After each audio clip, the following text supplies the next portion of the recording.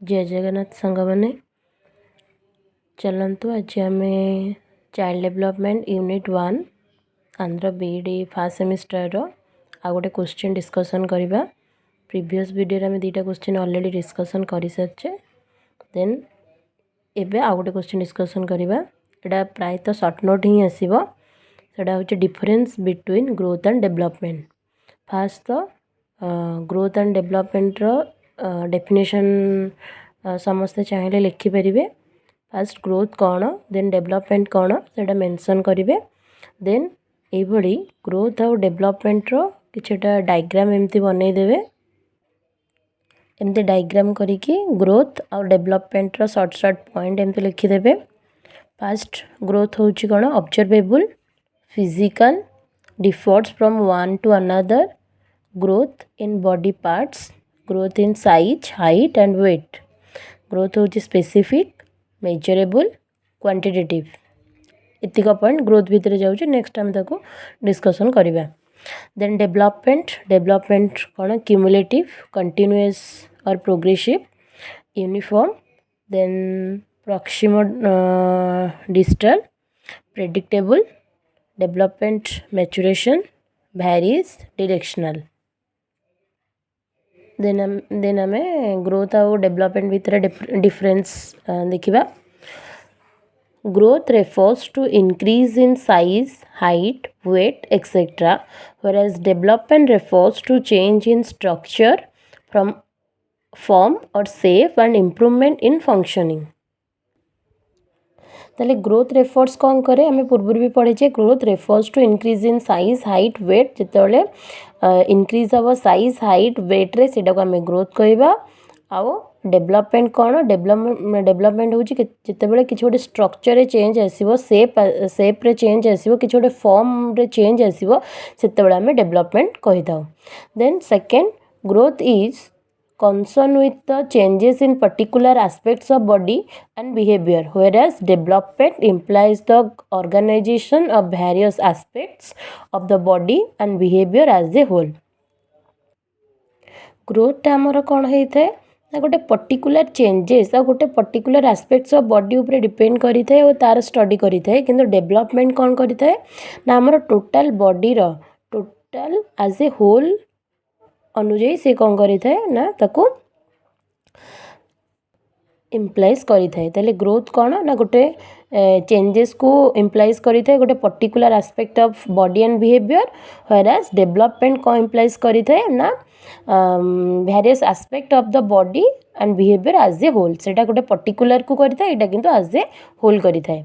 Then third point growth is measurable but development is observable. Growth को आम कौन करि परिबा ना मेजरेबल करि परिबा। जेमती हाइट वेट एटा को आम मेजर करि परिबा। किंतु डेवलपमेंट को आम केबे भी मेजर करि परिबानी कि तार केते डेवलप हेइची से केते मैच्योर कि कौन से आम केबे भी ताको मेजर करि परिबा ना। ताको केवल आम कौन करि परिबा ना ऑब्जर्व करि परिबा। So growth is measurable but development is observable.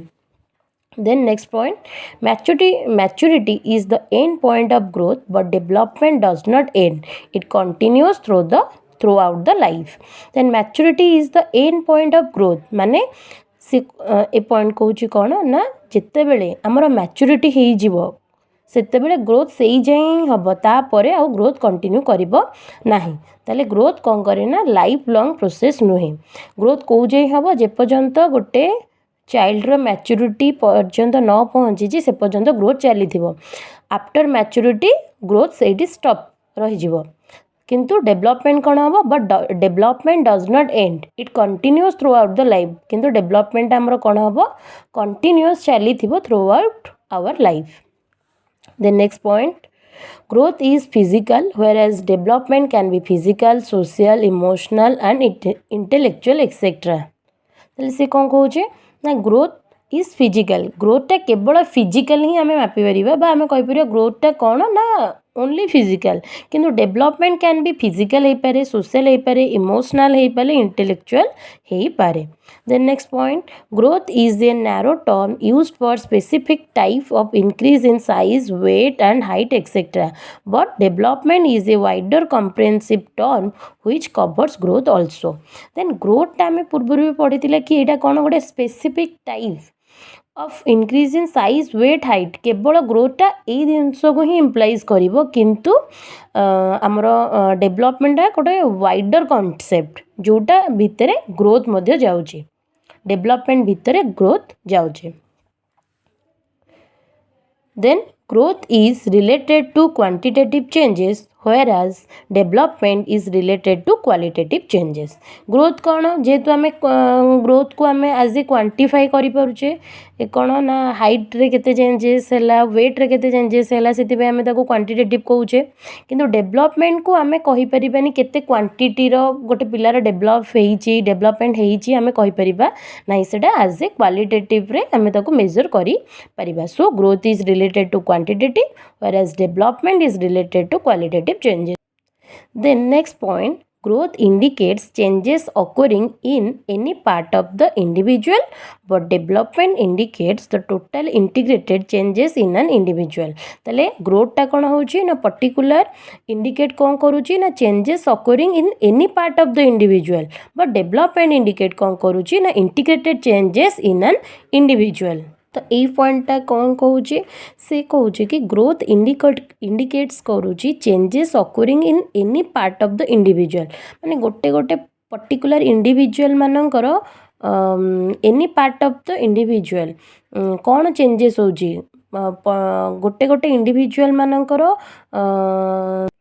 को पार्ट रे चेंजेस होची सेटा को आमे ग्रोथ कहि परिबा किंतु डेभलपमेंट कौन गोटे particular individual total integrated changes कौन होची सेटा डेभलपमेंट इंडिकेट करी थाए बुझेला आउ थे कहूँ पॉइंटा को ग्रोथ इंडिकेट कौन करुँची ना growth indicates changes according in any part of the individual माने गोटे गोटे इंडिविजुअल जदि कार हाइट ग्रोथ है कार वेट ग्रोथ है कार बॉडी रे चेंजेस है सेटा को इंडिकेट्स करुँची किंतु डेभलपमेंट कौन गोटे particular individual total integrated changes कौन होची सेटा डेभलपमेंट इंडिकेट्स करे बुझेला then growth is not a lifelong process but development is a lifelong process आम पूर्व पॉइंट रे भी देखी कि ग्रोथ कौन ना गोटे लाइफलंग प्रोसेस नुहे जेपर्यंत मैच्योरिटी पीरियड पर्यंत ग्रोथ न पहुँची से पर्यंत ग्रोथ होउथबो किंतु after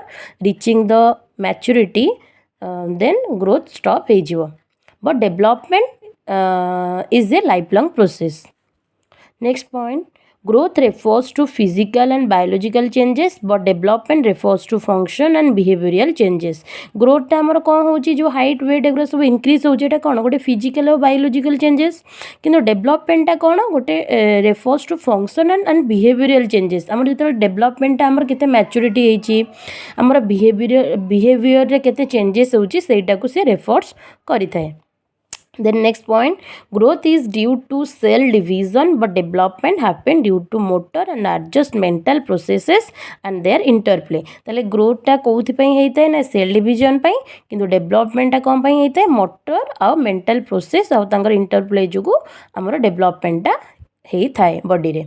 Then last point, growth can be measured whereas development can be observed by matured behaviour ताले ग्रोथ को आम कौन करवा मेजरेबल करिपरिबा किंतु डेभलपमेंट को आम मेजर करिपरिबा नहीं केवल आम ताको ऑब्जर्व करिपरिबा देन ए डायग्राम को आम टिके बुझिबा ए छोट सर्कलटा होची कौन ना ग्रोथ ग्रोथ परे ए बड़ सर्कलटा होची कौन ना मैच्योरेशन ग्रोथ कौ जाए कंटिन्यूस करिवो जे पर्यंत मैच्योरेशन पर्यंत न पहुँची देन ए बड़ सर्कलटा होची डेभलपमेंट ताले डेभलपमेंट भितर किए जाउची मैच्योरेशंस देन ग्रोथ बुझेला